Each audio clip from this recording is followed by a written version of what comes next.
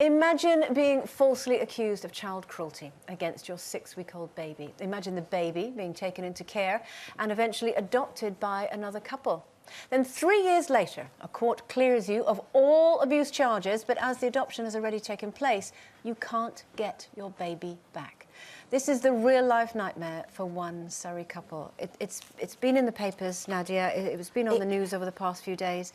It's just horrifying. I literally just got goosebumps again, as you were saying, and brain freeze, because it is so horrendous for everyone involved. Yeah. The adoptive parents, the parents that were wrongly accused, had their baby taken away 3 years without seeing their baby grow up. And, I mean, it's just horrific. But you know what? I think back to when my kids were small, and I used to get in a real panic. What would I ever do if they hurt themselves? I'd be really worried about taking them into hospital in case I was accused of something. But then when you think of cases like Baby P and Victoria Kimbley, you think, oh, actually, we want them in the hospitals to be this on it and to be maybe sometimes a little overzealous. That's what I think. And then you hear a story like this and you're just... It's heartbreaking. It's such a dilemma of stuff, though, isn't it? Because I can think of nothing worse than being accused of something like this in the wrong, and you know that you haven't done anything to your baby. And then to have, as you say, 3 years, where I think they saw them on saw the baby on a limited basis, on a chaperoned basis, but nevertheless only on, I think only up until about 6 months or a year ago. And now you have the dilemma of, would the baby be better to stay with the adoptive parents who've obviously put all that love and everything into it? And yet, look at the number of people who suss out their biological parents later on. I mean, we see television programmes about it all the time.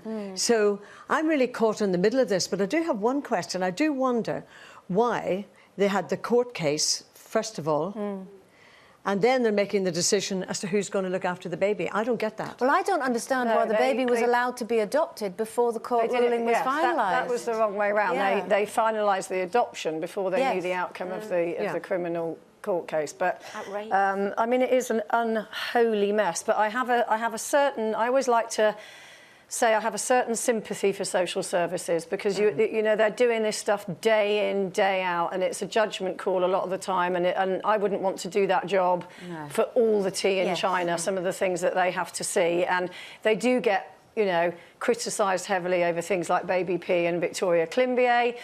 Equally now we're criticising them for being a bit too heavy-handed in this case. But I kind of think you're right, Gloria, that until about a year ago they had supervised contact. So I think that, you know, there is a memory there for this child with this couple. And I would say let's try and get some sort of legislation. The law is very black and white. And it's like, this adoption has taken place, it cannot be overturned. Well, maybe they should look at, there is a grey area like here. a compromise of some sort. A compromise where the parents are allowed greater regular contact with the child. The child is gradually explained to, as it goes on, what the situation is.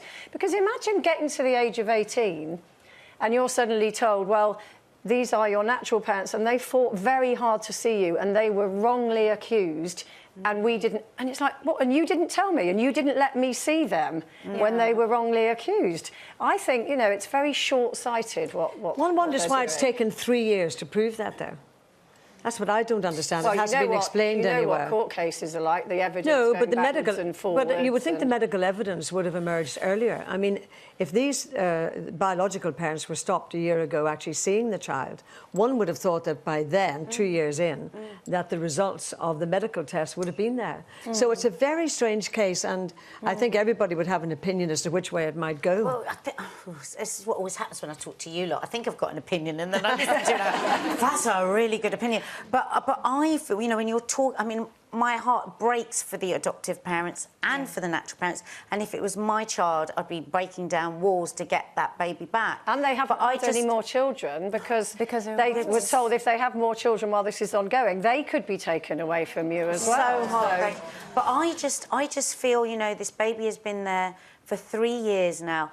How traumatic would it be for that child? Taking aside the two sides of the parents, which my heart bleeds for both of them, is the baby not now settled, 3 years old, will love that mum and dad, you know, imagine when our children were 3 years old. The thought of handing them we back were just, again. you know, it's just the same body, the same.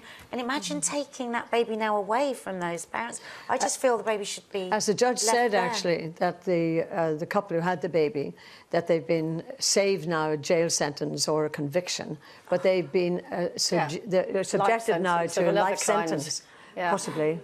Well, he said because they won't they won't have the baby back. And they've been Imagine saved a living jail this sentence world. for something that they didn't do in the first place. So the sense of sort of righteous injustice that they must feel.